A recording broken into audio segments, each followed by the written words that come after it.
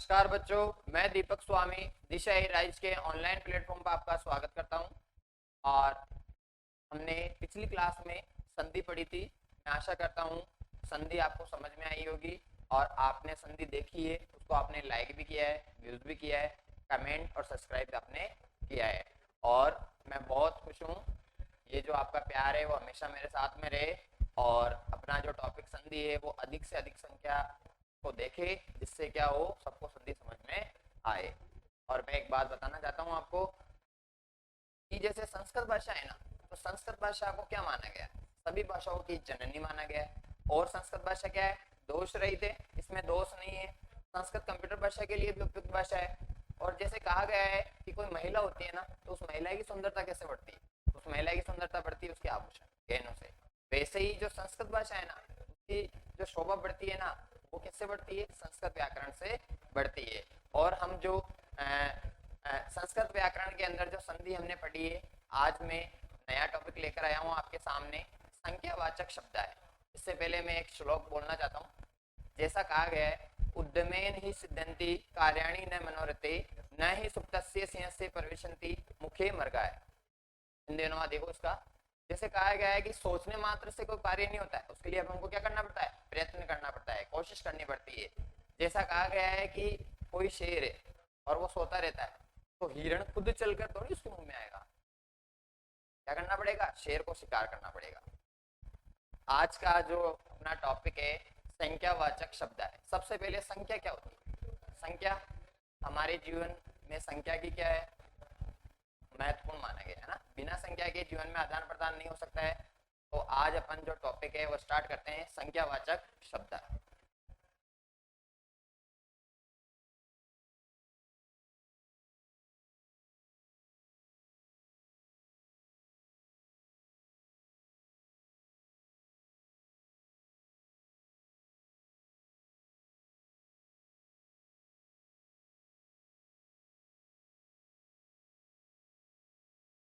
हाँ बच्चों, आज संख्यावाचक शब्द सबसे पहले हम ये जानेंगे, जो अपनी संख्या होती है गिनती है ना। तो पहले मैं 1 से 4 तक की जो संख्या है वो तीनों लिंगों में आपको समझा रहा हूँ। देखो,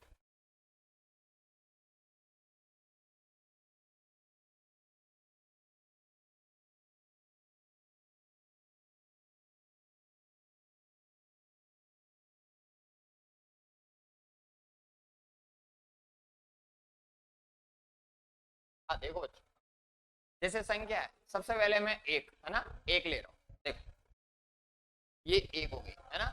अब इसको अपन तीनों लिंगों में लिखेंगे, तो एक तो इसको बोलेंगे एक है।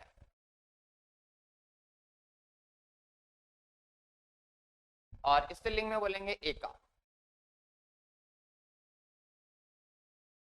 और नपुंसकलिंग में बोलेंगे एकम।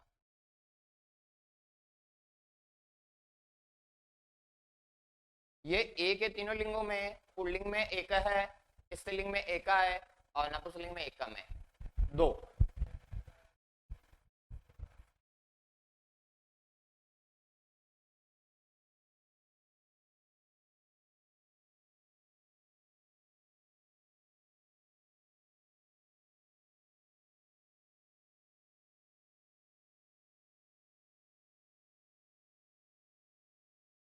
और जो दो है इसको द्वय है पुल्लिंग में, स्त्रीलिंग में द्वय है, और नपुंसकलिंग में द्वय। तीन।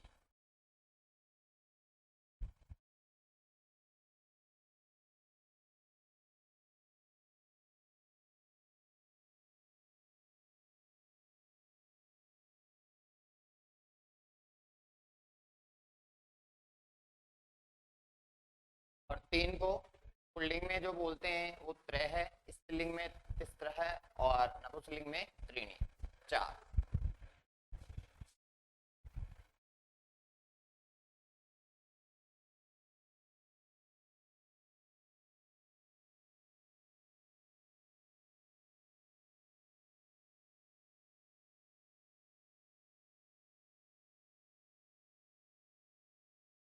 और चार है तो पुल्लिंग में चतवार है, स्त्रीलिंग में आपका चतुर, और नपुंसकलिंग में आपका हो जाएगा चतवार। 1 से 4 तक तो तीनों लिंगों में चलेगा। और वैसे 5 से लेकर, अब देखो,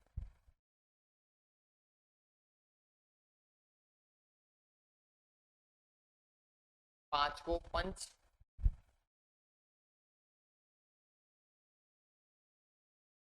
6 को षष्ठ,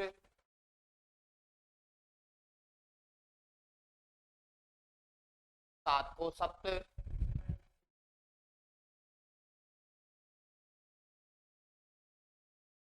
8 को अष्ट,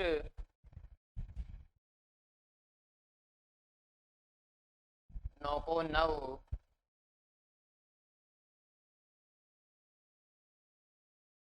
और 10 को 10। ये हमने 1 से 4 तक तीनों लिंगों में जाना हमने। फिर 5 को पंच, 6 को षष्ठ, 7 को सप्त, 8 को अष्ट, 9 को नव और 10 को 10। तो हमको क्या करना पड़ेगा, 1 से 10 तक तो हमको याद करना ही पड़ेगा। अब इसके बाद में अपन ऐसी 1 से वापस 10 तक की संख्या लेंगे, लेकिन उसके पीछे 0 आएगा, है ना। देख, अब मैं ले रहा हूं 10 के बाद में 20। 20 को संस्कृत में विशंति।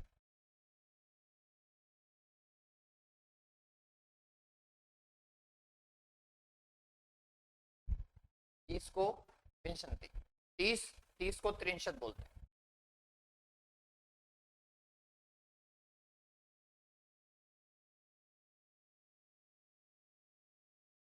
चालीस को चत्वारिंशत्,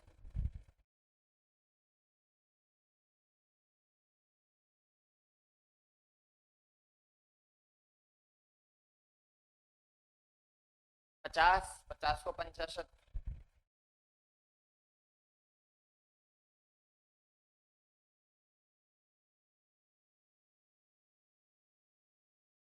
60 को 60,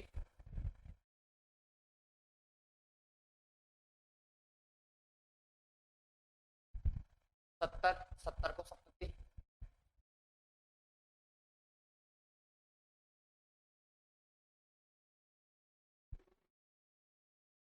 80 को 80,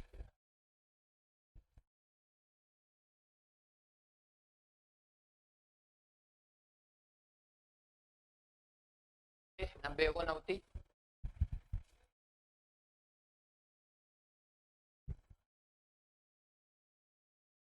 और 100 को 100।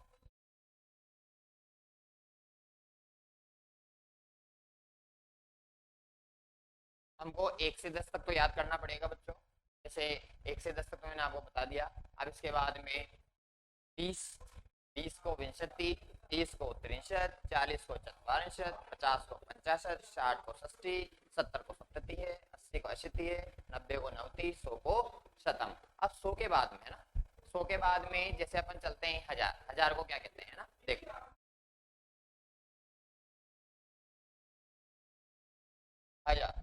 1000 को बोलेंगे शस्त्र।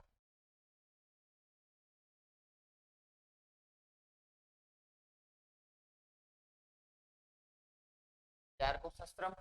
फिर 1000 के बाद में आपके आएंगे 10,000। 10,000 को देख,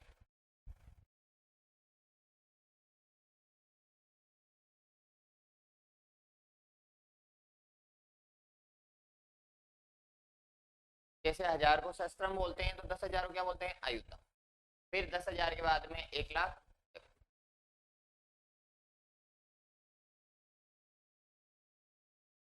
हाँ, 1 लाख को क्या बोलेंगे, लक्ष्य।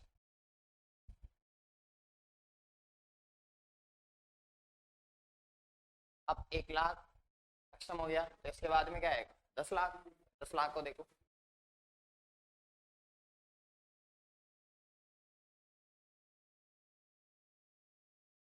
हाँ 10 लाख को बोलेंगे परित।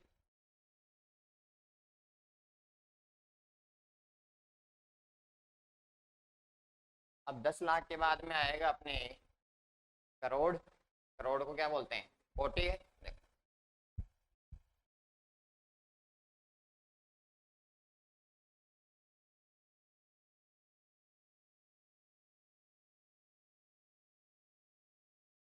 ये हो गया 1 करोड़। 1 करोड़ को कोटि है।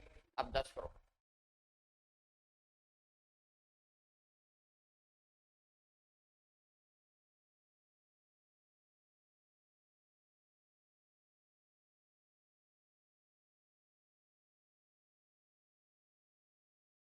और ये अपन ने 1 से लेकर और अपने जो मैंने लिखा है 1000 भी लिखा है, 10,000 भी लिखा है, लाख भी लिखा है और 10 लाख, है ना, करोड़, 10 करोड़। अब अपन सबसे पहले नियम जानते हैं ना। कोई भी जैसे संधि होता है, समास होता है, कारक होता है, प्रत्यय होता है, किसी ना किसी का नियम होता है। बिना नियम के हमको समझ में भी नहीं आएगा।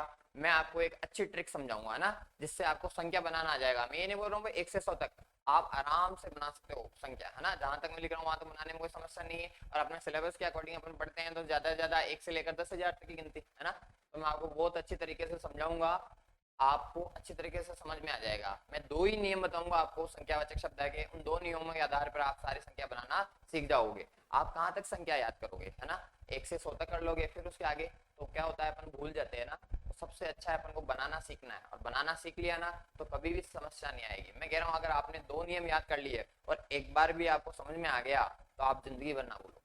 देख, हाँ, सबसे पहले मैं नियम लिख रहा हूँ।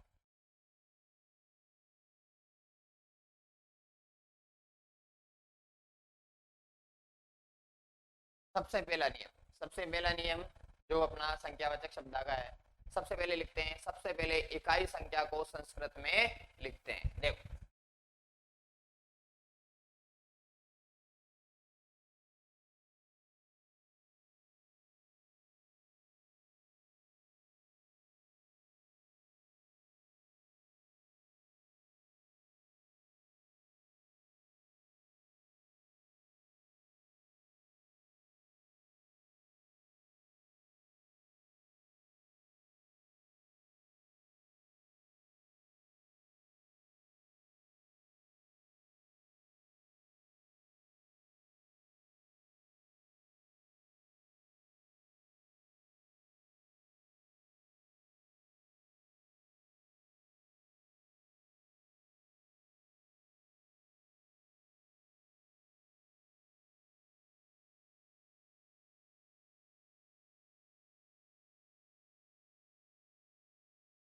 अब देखो बच्चों, सबसे पहला नियम मैंने लिखा, सबसे पहले इकाई संख्या को संस्कृत में लिखेंगे। दूसरा नियम देखो,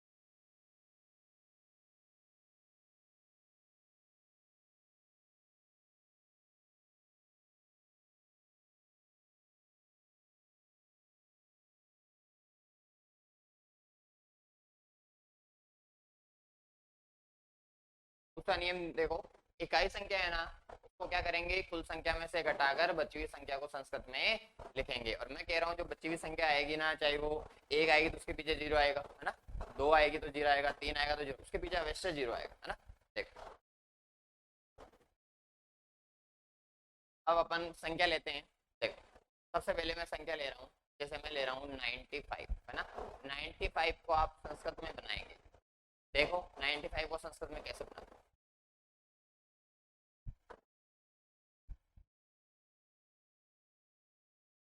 ये 95 है, 95।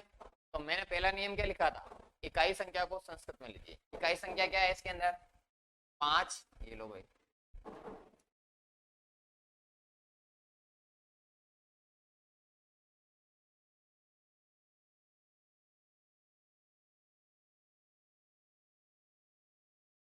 इकाई संख्या 5 है। और उसके बाद में 5 95 से लेस करेंगे तो कितने बचते हैं, 90।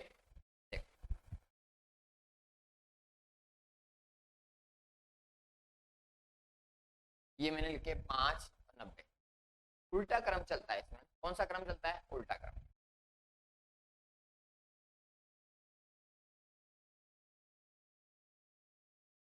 सबसे पहले इकाई संख्या को लिखेंगे। इकाई संख्या क्या आ रही है, 5। संस्कृत में क्या बोलते हैं, पंच। ये लो भाई, पंच।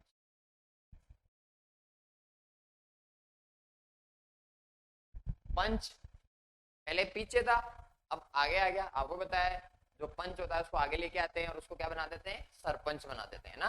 तो 5 है, इसको पंच लिख दिया। अब मैं दूसरा नियम मैंने बताया है कि इकाई संख्या क्या है इसमें, 5 है, तो 5 को 95 से माइनस करेंगे तो 90 बचेंगे, और 90 को संस्कृत में क्या बोलते हैं, नवती। तो पंच तो मैंने लिख दिया, अब 90 को लिख रहा हूं नवती।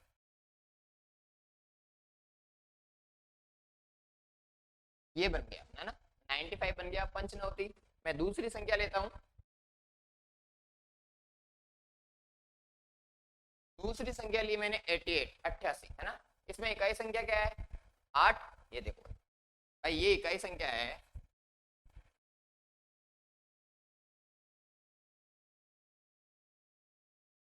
इकाई संख्या 8 है। ये लो भाई 8। दूसरा नियम है, इकाई संख्या को कुल संख्या में से घटाइए। इकाई संख्या 8 है, कुल संख्या कितनी है, 88 है ना। 88 में से 8 को माइनस करेंगे तो 80 बचेंगे। देख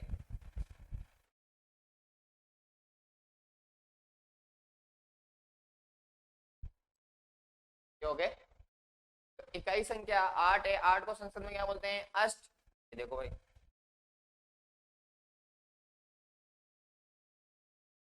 अष्ट अष्टा बोलते हैं, दोनों ही होते हैं, अष्ट और अष्टा। हाँ देखो, और इसके बाद में 80 आ रहे हैं ना,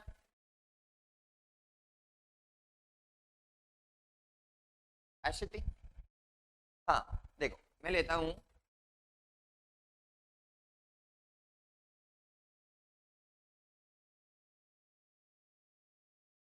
ये अष्ट धन अष्टी संधि हो रही है। संधि के अंदर देखो, टय में कौन सा स्वर आ रहा है, टय में आपका स्वर आ रहा है है ना, और उसके बाद में कौन सा स्वर आ रहा है, दोनों तरफ सम्मान स्वर है ना। सम्मान स्वर होने पर क्या होती है, दीर्घ संधि है ना। और स्वर संधि को संस्कृत में कहते हैं अच संधि है ना। क्यों, क्योंकि उसमें स्वर आते हैं, दोनों तरफ स्वर आ रहे हैं है ना। तो देखो,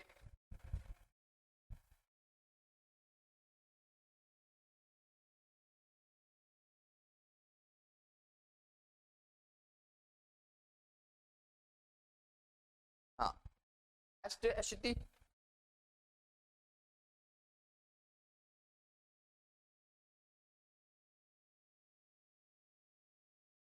हाँ देखो, टैमेस वाला लिया मैंने है, और इधर कौन सा आ रहा है, इसको बोलते हैं पूर्व पद। पूर्व पद मतलब पहला पद, और दूसरे को बोलते हैं द्वितीय पद या उत्तर पद। तो ये हो जाएगा आपका उत्तर पद है ना। तो पूर्व पद में कौन सा स्वर आ रहा था, अ, और उत्तर पद में भी आ रहा है, तो अ मिलकर क्या बन जाएगा, दीर्घ। दीर्घ का मतलब आ। देखो ये लो बात, और जिसमें हलंत लगा हुआ है, किसी भी वर्ण में से स्वर बाहर निकलता है, हलंत का चिन्ह लग जाता है। टे अधूरा है ना, आधा है, क्यों, क्योंकि उसमें हलंत का चिन्ह है। तो आ उसमें जोड़ देंगे, तो टे में आ जोड़ेंगे तो टा हो जाएगा। देख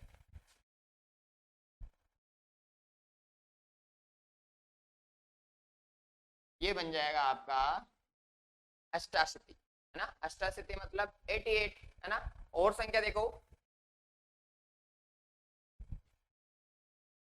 मैंने लिया 25, 25 25। अगर 25 में से 5 क्या है, इकाई संख्या है, और इकाई संख्या को क्या बोलते हैं, पंच। पंच मतलब सरपंच है ना। देखो ये ले लिया मैंने पंच। हाँ, इकाई संख्या कुल संख्या में से घटाएंगे, कुल संख्या कितनी है 25, 25 में से 5 जाएगा तो 20, 20। 20 को संस्कृत में विशंति। तो देखो ये लो भाई,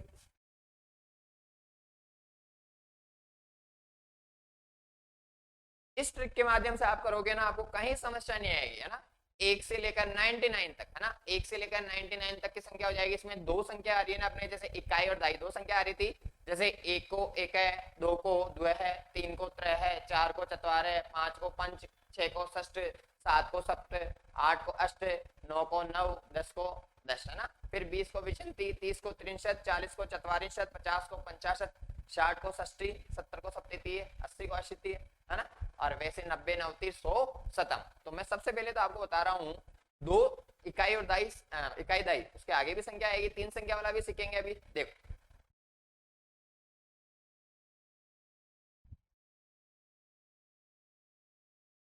मैंने मैंने लिया 65। हाँ बच्चों देखो 65 मतलब 65, और 65 में से इकाई संख्या 5, 5 आ रही है भाई पीछे, ये देखो ये इकाई है, इकाई मतलब 5, 5 को संस्कृत में पंच, ये लो भाई 65 में से 5 जाएंगे 60, और 60 को षष्ठी बोलते हैं, ये लो आ जाए अपने पास में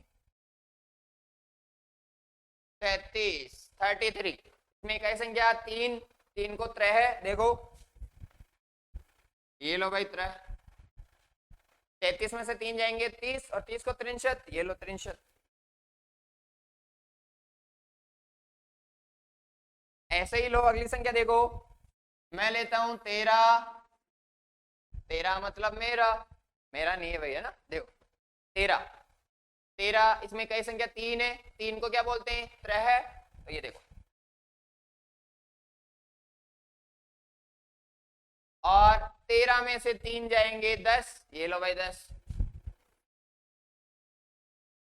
त्रय है धन 10।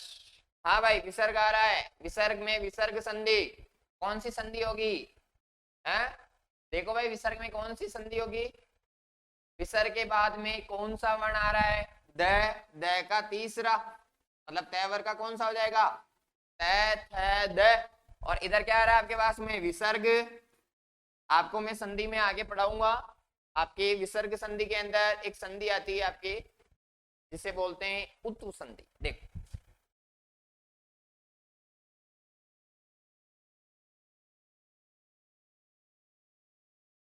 इसका नियम ये कहता है कि अपना धन है इससे पहले विसर्ग आएगा, और उसके बाद में तीसरा चौथा पांचवा वर्ण है ना और भी आएंगे, तो हमको क्या करना है विसर्ग का ओ बना देना, क्या बना देना है विसर्ग का ओ। इसका एक नियम और है, अ विसर्ग के बाद में अ आ जाता है तो विसर्ग का ओ बना के आगे वाले में जोड़ दो, और बाद में अ होता है उसका अवग्रह चिन्ह बना दो। देखो मैं समझाता हूँ, ये मैंने लिया था 13 है ना, 13 मैंने लिया था, इसमें मैंने लिखा था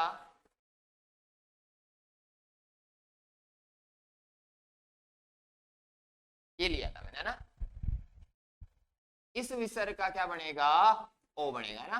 पहला नियम तो होता है अ विसर्ग के बाद में आए है ना, तो इस विसर्ग का तो क्या बनाएंगे ओ, और बाद वाले का अवग्रह चिन्ह बना, मैं कह रहा हूं पहले विसर्ग आएगा, विसर्ग से पहले अ आएगा और उसके बाद में भी अ आएगा, तो विसर्ग का ओ बना दो आगे वाले में जोड़ दो और बाद वाले अ का ऐसा आकार से अवग्रह चिन्ह बना देंगे। एक और नियम है इसका दूसरा, देखो दूसरे में भी आपके धन से पहले वही अ विसर्ग आएगा, उसके बाद में तीसरा चौथा पांचवा वर्ण है ना, तीसरा चौथा पांचवा वर्ण भी आ सकता है, यह विरल है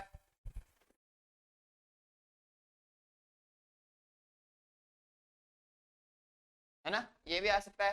तो हमको क्या करना है इस विसर्ग का ओ बनाना है और वो आगे वाला में जोड़ दो, पीछे वाला जो व्यंजन आएगा ना वो ऐसा का ऐसा ही रहेगा है ना। देखो मैंने क्या किया विसर्ग का ओ बना दिया, तो ये देखो ये हलन तो जाएगा इधर त्रय, इसमें से मैंने ले लिया था अ विसर्ग और इधर आ रहा है अपने पास में द, तो इसका ओ बनाया, ओ को यह में जोड़ो तो ये आपका बन जाएगा त्रयोदश है ना। ऐसे ही आपके पास में जैसे अपन ले लेते हैं 14 है ना, 14 देखो इसमें क्या होगा आपकी चतु है 10,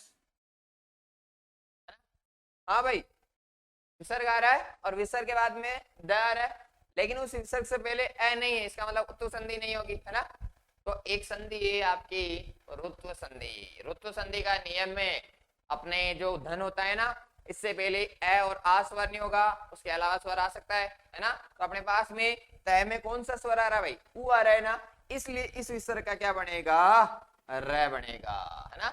नियम यही कहता है आ नहीं होगा, इसके अलावा कोई सा भी स्वर आ सकता है, वही तीसरा चौथा पांचवा वर्ण ये विरल है, और अपने पास में स्वर भी आ सकता है। तो विसर्ग का र बनाएंगे, स्वर आ जाएगा तो र में जोड़ देंगे, स्वर नहीं आएगा तो र कहां चल जाता है आगे वाले पे, तो देखो ये र कहां चल जाएगा द के ऊपर, तो अपना बन जाएगा चतुर्दश, है ना। ऐसे मैं कह रहा हूं आपको 1 से 99 तक कहीं समस्या नहीं आएगी, कहीं भी समस्या नहीं आएगी। और देख लो 77, 77 में इकाई संख्या 7, 7 को सब तो बोलते हैं, ये लो भाई 7। इकाई संख्या कुल संख्या 77, 77 में से 7 लेस करेंगे 70, और 70 को संस्कृत में सप्तति, ये लो भाई।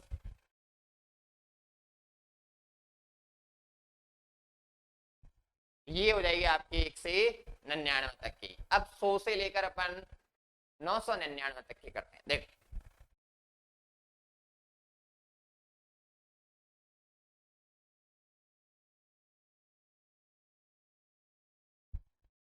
अभी तक अपन ने इकाई दाई, अब इसमें सैकड़ा भी आएगा, है ना।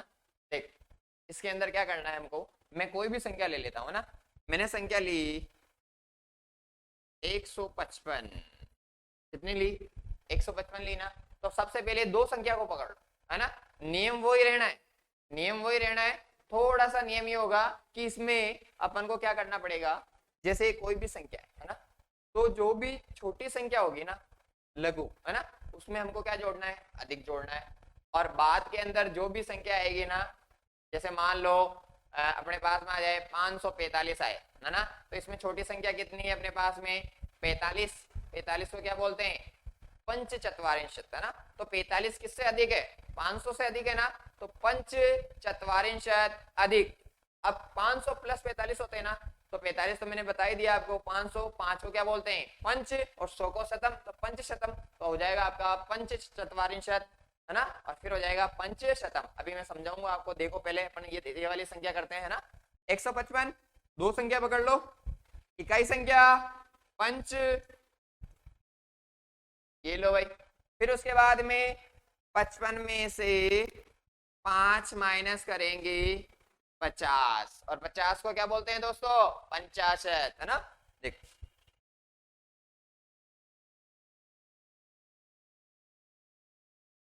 ये हो गया आपका। तो ये मैंने दो संख्या बना दी पंच पंचाशत, है ना। तो ये ऐसे ही होगा 55 प्लस, हो यही है। तो पहले मैंने 55 को लिख दिया पंच पंचाशत, प्लस का मतलब क्या होता है अधिक, ये लो मैंने यही बताया था, जो छोटी संख्या है उसमें क्या जोड़ना है, अधिक जोड़ना है ना। तो पंच पंचाशत, ये लो भाई। और 100, 100 को क्या बोलते हैं शतम, और आप एक शतम भी लिख सकते हो ना, ये लो। अब इसको अपन जोड़ लेंगे। देखो मैंने लिया पंच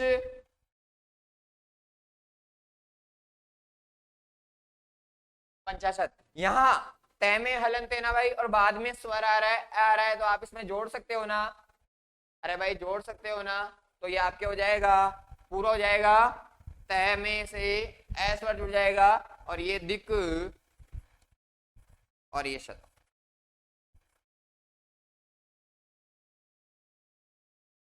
ऐसे ही अपन और संख्या लेते हैं